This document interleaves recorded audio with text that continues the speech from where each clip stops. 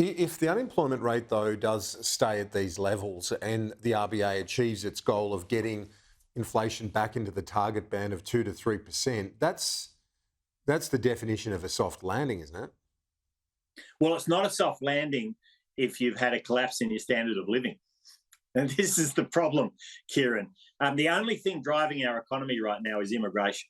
If you took away immigration, the economy is in deep recession.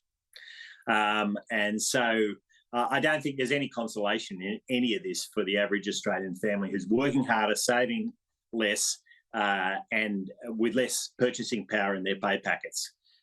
So there's really no consolation. What we need is a plan, a pathway forward to restore Australian standard of living. That means getting industrial relations right, and that's been heading in the wrong direction.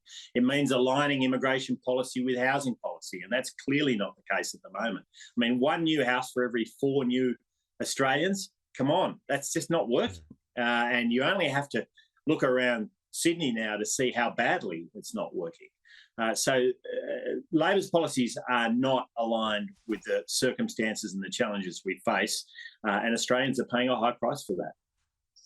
A lot of it comes out of the university sector with international students and so on. It's one of our biggest export markets, isn't it? So it's that balancing act, isn't it? You don't want to smash the tertiary sector and say reduce the amount of students coming in because it props up so much of our higher education. What's your solution to that?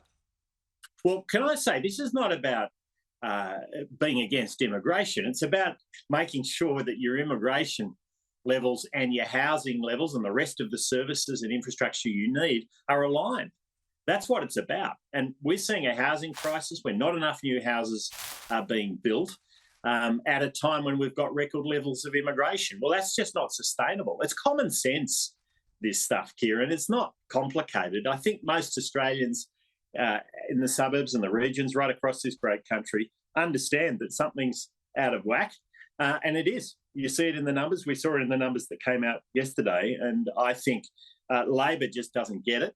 And I don't think they ever will, because it's just not, they don't see these common sense principles that I see Australians understanding every day.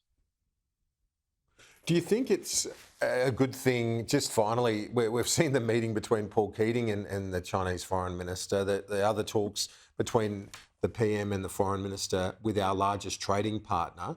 Is it good that that's back on an even keel, albeit with a couple of niggles here and there with, as I say, the Keating meeting? That's to one side. Do you welcome the fact that those conversations are being had? I know Mr Dutton also met with Foreign Minister Wang Yi.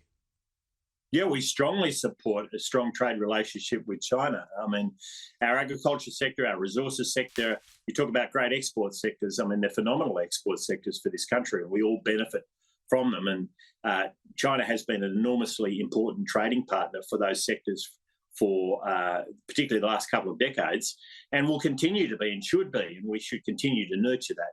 But we always need to make sure that we set the line in the sand as to what is acceptable and what's not. And as long as Labor's doing that, we'll always support strengthening those trade relationships, Kieran. That is a good thing, and it shouldn't be intermingled with other issues around immigration. I mean, immigration is an issue about getting the balance right, and making sure that Australians accept a strong immigration policy that we've always had, because it is aligned with the housing we have available and the services we have available. Shadow Treasurer Angus Taylor, appreciate your time as always. We'll talk to you soon.